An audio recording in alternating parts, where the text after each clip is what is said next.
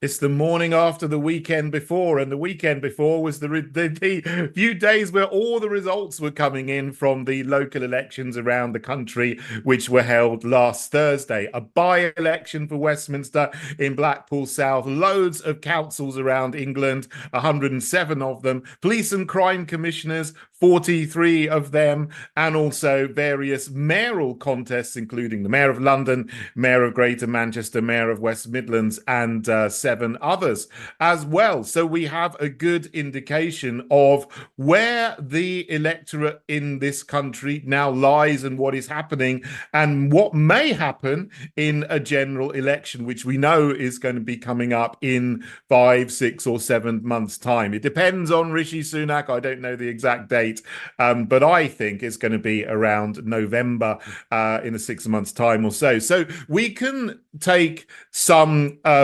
they take the results and we can make some conclusions, some general conclusions about what has happened. Of course, the first thing we know is that the fake Conservative Party is hemorrhaging support. We can see that very clearly in the Blackpool South by-election, where their vote dropped from 16,000 to 3,000.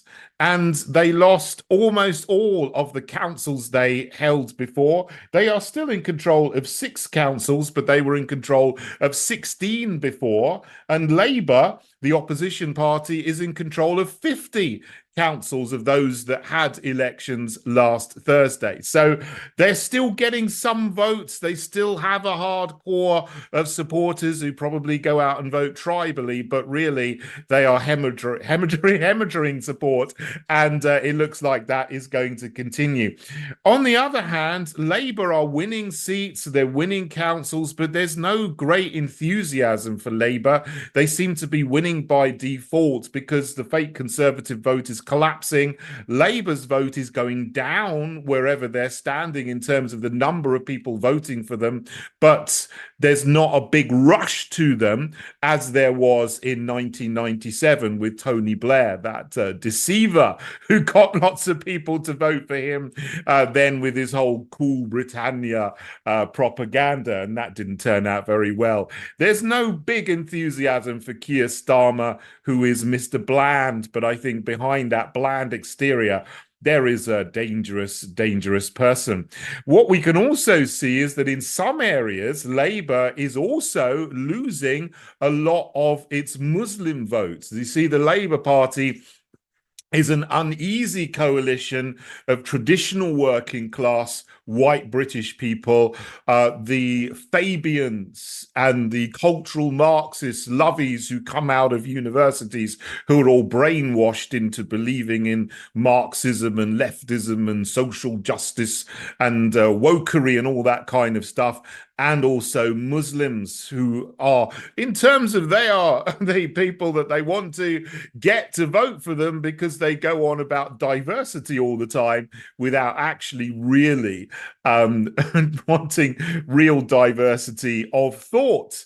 It's all about diversity of characteristics, but anyone who thinks out of the box, they don't really want. A lot of Muslims are leaving the Labour Party in places like Oldham and Rochdale and Kirklees and voting for independent Muslim candidates or George Galloway's Workers of Britain Party. They picked up 4 seats in local council elections for the first time, and they probably will pick up some more as the years go on. We shall see.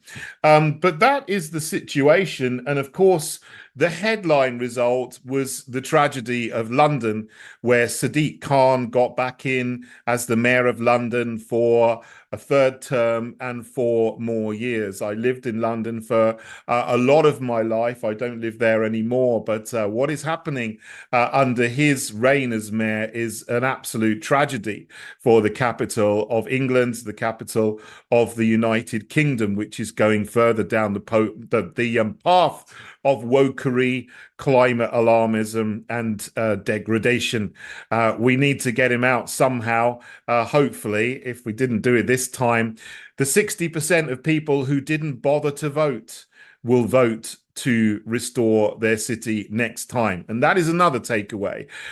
The biggest vote goes to apathy, because in almost every election that was held last Thursday, at least half of people didn't bother to vote. And if you don't vote, you can't complain if you get someone really bad to represent you. Please do go and vote next time, especially in the general election, and vote for candidates who are going to restore our nation rather than the uniparty, which is degenerating it together.